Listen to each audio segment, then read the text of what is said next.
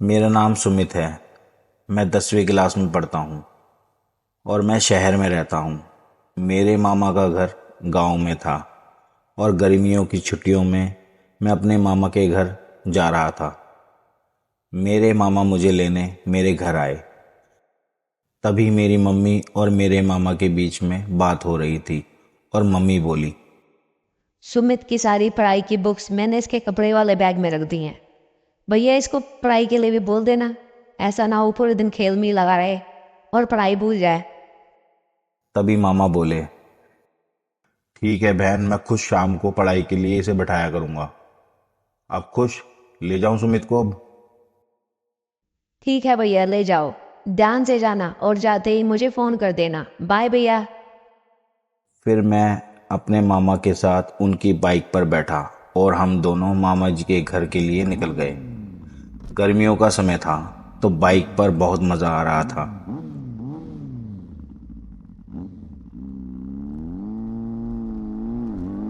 हम सुबह 11 बजे निकले थे और हमें रास्ते में 6 घंटे लग गए थे। मामा का घर काफ़ी दूर था। करीब 5 बजे के आसपास हम दोनों मामा जी के घर पहुँचे। सब बहुत खुश थे, मैं भी बहुत खुश था। करीब 5 साल के बाद मैं अपने मामा जी के घर आया था। मुझे बहुत अच्छा लग रहा था। सब मेरे पास ही बैठे थे और सब कुछ न कुछ मेरे बारे में पूछ रहे थे। तभी मेरी मामी जी बोलती हैं, सुमित तो बहुत बड़ा हो गया। और मेरी मामी जी मुझे देख के बहुत खुश हो रही थी। तभी वहाँ लाइट चली गई और मेरे मामा जी बोलते हैं, अरे यार, अब ये पूरी रात लाइट नहीं आएगी। मैंने मामा जी से पूछा, क्यों मामा जी, लाइट क्यों नहीं आएगी? मेरे मामा जी बोले, बेटा यहाँ सिर्फ 6 घंटे की लाइट आती है, या तो रात में या दिन में। मेरे मामा जी का गांव बहुत सुंदर था। हर जगह हरियाली ही हरियाली थी। जिधर भी देखो बस हरियाली, सुंदर पेड़ पौधे और बहुत ज़्यादा मनमोहक दृश्य। शहर के शोर से मुझे गांव में बहुत अच्छा लग रहा था। सब खुश थे गांव में। मेरे बड़े मामा जी का लड़का मेरा भाई कुलदीप भी मेरी उम्र का था और मेरे साथ ही रहता था। वो भी 10वीं कक्षा में पढ़ता था। हम दोनों हमेशा एक साथ ही खेलते और कुछ न कुछ करते रहते थे।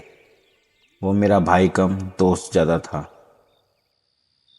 उस दिन हम सब छत पर सो रहे थे और मुझे बहुत अच्छा लग रहा था अपने ऊपर तारों को देखना और उन्हें देखकर सो जाना और सुबह मुर्गे की आवाज़ से उठना। मुझे गांव बहुत पसंद आ रहा था। एक रात की बात है, करीब 1 बजे सोते हुए अचानक मेरी आंख खुल गई तो मैंने देखा मेरे मामा जी की छत के सामने वाली छत पर एक लड़की रो रही है। मैंने सोचा कोई बात होगी जिसकी वजह से रो रही है। फिर मैं सो गया। पर थोड़ी देर बाद करीब 2 बजे के आसपास वो लड़की मेरी छत पर ही आ गई और रोने लगी। उसके रोने की और पायल की आवाज़ से मेरी नींद टूट गई। उसकी पायल की आवाज़ मुझे साफ सुनाई दे रही थी। मैंने जल्दी से कुलदीप को उठाया और बोला, देख कुलदीप, उठ कुलदीप, देख जल्दी भाई, कुलदीप उठ, जल्दी उठ। देख कुलदीप, वो लड़की अभी तो उस छत पर थी, अब हमारी छत पर आ गई है और जोरों से रो रही है। देख मेरे भाई, देख कैसे रो रही है ये। तभी कुलदीप बोलता है, पागल है क्या? कौन सी लड़की? तुझे रात में क्या क्या दिखाई दे रहा है? सो जा चुपचाप और मुझे भी सोने दे, मुझे बहुत तेज नींद आ रही है। फिर मैंने कुलदीप से बोला, तुझे दिखाई नहीं दे रही वो लड़की? उसकी पायल की आवाज़ भी आ रही है और उसके रोने की आवाज़ भी आ रही है, तुझे सुनाई नहीं दे रही क्या? तभी कुलदीप बोलता है, तू पागल हो गया है, मुझे कुछ दिखाई नहीं दे रहा और ना कुछ सुनाई दे रहा। सो जा चुपचाप, मुझे भी सोने दे, नींद आ रही है बहुत तेज। पर मुझे नींद नहीं आ रही थी। मैं पूरा डर चुका था और करीब 6 बजे के आसपास मुझे नींद आई जब सब उठ चुके थे और कुलदीप मेरे पास आया और करीब 7 बजे के आसपास मुझे उठाने लगा। उठ सुमित, कब तक सोता रहेगा? देख 7 बज गए हैं। तुम शहर वाले भी बहुत देर तक सोते हो। जल्दी उठ, तुझे खेत पर घुमा के लेके आता हूँ। फिर मैं तैयार हुआ और हम खेत पर घूमने गए, पर मेरे दिमाग में वो रात वाली बात ही चल रही थी। मैं बस यही सोच रहा था, वो रात में मेरा वहम था या वो लड़की मुझे सच में दिखाई दे रही थी। अगर वो मुझे सच में दिखाई दे रही थी तो क्यों दिखाई दे रही थी, और वो कौन थी? मेरे दिमाग में यही बात चल रही थी। मैं और कुलदीप शाम तक खेत से घूम कर आए। खेत बहुत अच्छा था, पर मेरा मूड ठीक नहीं था, जिसकी वजह से मैं खेत पर पूरी तरह से एंजॉय नहीं कर पाया। फिर मैं और कुलदीप घर आए और खाना खा के छत पर सोने के लिए चले गए। मेरे मामा जी के गांव में सब लोग छत पर ही सोया करते थे, इसलिए मैं भी छत पर ही सो रहा था।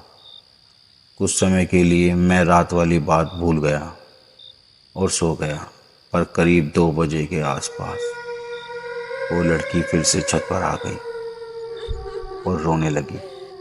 उसकी रोने की आवाज़ मुझे साफ सुनाई दे रही थी। उसके साथ साथ उसकी पायल की आवाज़ भी आ रही थी। उसकी पायल की आवाज़ से मेरी नींद खुल गई। मैं उठा। वो फिर से सामने वाली छत पर घूम रही थी और रो रही थी। जैसे ही मैंने उसे देखा, वो मुझे देखने लगी और अपने हाथों के इशारे से मुझे बुलाने लगी। मुझे डर लग रहा था, पर पता नहीं क्यों मैं उसके पास जाने लगा। गांव में सभी की छत आपस में मिली होती है, तो मैं उस लड़की की तरफ जाने लगा। मैं उसके पास गया और मेरी आंख घर के बाहर एक पेड़ के नीचे खुली। मुझे ये नहीं पता था मेरे साथ रात को क्या हुआ था। मैं सुबह घर के बाहर पेड़ के नीचे मिला। मैंने देखा सब मेरे आसपास खड़े हैं और मुझे उठाने की कोशिश कर रहे हैं। और जैसे ही मैं उठा, मेरे मामा जी मुझसे पूछने लगे, क्या हुआ सुमित बेटा, तू यहाँ कैसे आया? मैंने मामा जी को बताया, मामा जी मुझे नहीं पता यहाँ कैसे आया। मुझे बस ये याद है रात में एक लड़की मुझे बुला रही थी। पहले तो उसकी पायल की आवाज़ से मैं उठ गया, पर जब वो मुझे बुलाने लगी तो मैं पता नहीं क्यों उसके पास चला गया, पर मुझे ये नहीं पता वो कौन थी। उसने दुल्हन के कपड़े पहने हुए थे और उसका आधा चेहरा जला हुआ था और वो रो रही थी, मानो ऐसा लग रहा था जैसे किसी दर्द में हो। और जब मैं उसके पास गया, फिर मुझे ये नहीं पता उसके बाद मेरे साथ क्या हुआ। वहाँ सब खड़े थे, मेरे मामा जी के घर के भी और गांव से भी बहुत सारे लोग थे। मेरा इतना बोलने के बाद सब आपस में बात करने लगे। फिर मेरे मामा जी मुझे वहाँ से ले गए और मेरी मामी से बोलने लगे, सुमित कल से मेरे साथ सोएगा। मुझे कुछ भी समझ नहीं आ रहा था कि मेरे साथ क्या हो रहा था। और उसके अगली रात मेरा बिस्तर मामा जी के पास ही लगाया गया। मेरे एक तरफ छोटे मामा जी थे और एक तरफ कुलदीप, और मैं बीच में था। मैं बेफिक्र होकर सो गया, पर वो लड़की मुझे सोने कहाँ देने वाली थी।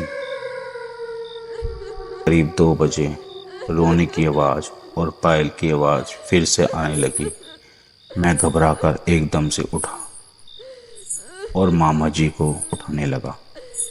मामा जी उठो, देखो वो लड़की फिर से आ गई, मुझे देख रही है, मुझे फिर से बुला रही है, उठो मामा जी। मैंने कुलदीप को भी उठाने की कोशिश की, पर दोनों में से कोई भी नहीं उठा। वो दोनों ऐसे सो रहे थे जैसे मर गए हों। मेरे बहुत बार बोलने पर भी वो नहीं उठे। मैंने बहुत कोशिश की और वो लड़की हाथों के इशारों से मुझे फिर से बुलाने लगी। मुझे ये समझ नहीं आ रहा था मैं उसके पास क्यों जा रहा था। मैं उसके पास गया और पहली बार वो बोली, डरो नहीं, मेरे पास आओ, मुझे तुम्हारी मदद चाहिए। फिर मैं दबे पैर उसके पास गया और वो बोली, मेरा नाम अंजलि है। ये बात 2 साल पहले की है। उस समय मैं तुम्हारे छोटे मामा संजय से प्यार करती थी और संजय भी मुझसे बहुत प्यार करते थे। हम दोनों एक साथ बहुत खुश थे। संजय मुझसे रोज मिलने आते थे और वो मुझसे शादी करना चाहते थे। हम दोनों बहुत करीब आ चुके थे। तभी मैं संजय के बच्चे की माँ बनने वाली थी और मैंने संजय को ये सब बताया तो संजय बहुत खुश हुए। वो बोल रहे थे बहुत जल्दी हम दोनों शादी कर लेंगे। और एक दिन संजय मेरे घर आए और कहने लगे, अंजलि, मैं तुझसे शादी नहीं कर सकता। मेरे घर वाले इस रिश्ते के लिए कभी नहीं मानेंगे और मेरे घर वालों ने मेरी शादी कहीं और तय कर दी है। 10 दिन बाद मेरी शादी है। अच्छा होगा तू मुझे भूल जाए। मैं संजय के पैर पकड़ के बहुत रोई, पर वो अपने पैरों को मेरे हाथों से छुड़ाकर चले गए। मैं वहीं रोती रही और रोज संजय का इंतजार करने लगी और हमेशा यही दुआ करती थी कि किसी भी तरह संजय मेरे पास आ जाए, पर वो नहीं आए और उसने मुझे छोड़कर किसी और से शादी कर ली। तभी मैंने अपने ऊपर मिट्टी का तेल डालकर आग लगा ली। मेरा शरीर तो जल गया, पर मेरी आत्मा अभी भी भटक रही है। तब मैं उससे डरी हुई आवाज़ में बोला, मैं आपकी क्या मदद कर सकता हूँ? तुम संजय को मेरे पास ले आओ, मुझे जो करना है मैं कर लूँगी। तभी मैंने पूछा, क्या करोगे आप मेरे मामा जी का? मैं उसे जान से मार दूँगी। मैं डर गया था। मुझे समझ नहीं आ रहा था मामा जी को ये सब बात कैसे बताऊं। कोई भी अपने मामा को मरने के लिए किसी के पास नहीं जाने दे सकता। जब मैं सुबह उठा, मामा जी से बोला, मामा जी, मुझे आपसे कुछ बात करनी है। तभी मामा जी बोलते हैं, हाँ बेटा बोल, क्या हुआ, कुछ चाहिए? नहीं मामा जी, मुझे आपको कुछ बताना है। तब मैंने रात में हुई सारी बात मामा जी को बता दी। मामा जी ने डरी हुई स्माइल दी और मुझसे बोलते हैं, तू डर मत सुमित, मैं जानता हूँ वो क्या चाहती है। फिर करीब रात 12 बजे मामा जी कहने लगे, चल सुमित। उनके साथ मामी भी थी। अंजलि के पास चलते हैं। मैंने मामा से कहा, नहीं मामा जी, उनके पास मत जाओ, वो आपको मार देगी। मत जाओ मामा जी, प्लीज़ मत जाओ। पर मेरे मामा जी डर नहीं रहे थे। मेरा हाथ पकड़ा और उस लड़की के घर मुझे ले गए। उसका घर बिल्कुल किसी खंडर से कम नहीं था। ऐसा लग रहा था जैसे मानो यहाँ कभी कोई रहता ही ना हो। हर तरफ जलने की वजह से दीवार काली पड़ी हुई थी और हर जगह जली हुई लकड़ियाँ पड़ी थी। मामा जी बार बार अंजलि अंजलि चिल्ला रहे थे। अंजलि, मैं आ गया, आओ अंजलि, मैं तुम्हारा गुनहगार हूँ, मुझे मारकर अपनी मौत का बदला ले लो। काफ़ी देर के बाद पायल की आवाज़ आने लगी और मुझे डर लगने लगा था। मैं अपने मामा के पीछे छुप गया और वो दिखाई देने लगी। तब मामा जी बोलते हैं, मार दे मुझे, कर ले अपने मन की, आ गया तेरे सामने, जो करना है कर ले। तब वो लड़की कहती है, हाँ, मैं तुझे मारूंगी तो जरूर। तभी वो मामा जी को मारने के लिए हाथ उठाती है।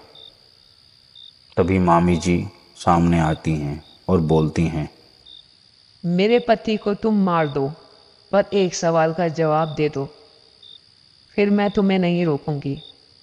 अगर तुमने संजू को मार दिया तो इस बच्चे का क्या होगा जो मेरे पेट में पल रहा है? उसका क्या कसूर है जो वो पैदा होते ही अपने बाप का मुंह नहीं देख पाएगा? मुझे बस ये बता दो तब अंजलि कहती है, मैं संजय को वैसे भी नहीं मार सकती, क्योंकि मैंने संजय से बहुत प्यार किया है और संजय भी मुझसे बहुत प्यार करते थे। इनकी कोई ना कोई मजबूरी होगी जो ये मुझसे शादी नहीं कर पाए।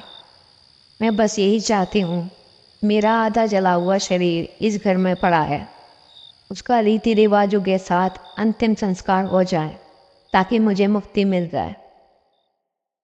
इतना बोलकर वो गायब हो गई। फिर मेरे मामा जी ने उसके बचे हुए शरीर के अवशेष, जो बस हड्डियां ही थी, उनका रीति रिवाज करके अंतिम संस्कार करवाया, जिसके बाद उसे मुक्ति मिल गई। और कुछ दिनों बाद मेरी मामी के एक प्यारी सी लड़की हुई, जिसका नाम मामा जी ने अंजलि रखा।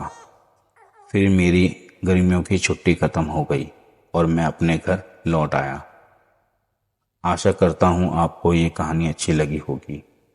अपना और अपने परिवार का ख्याल रखें। मिलते हैं किसी और कहानी में।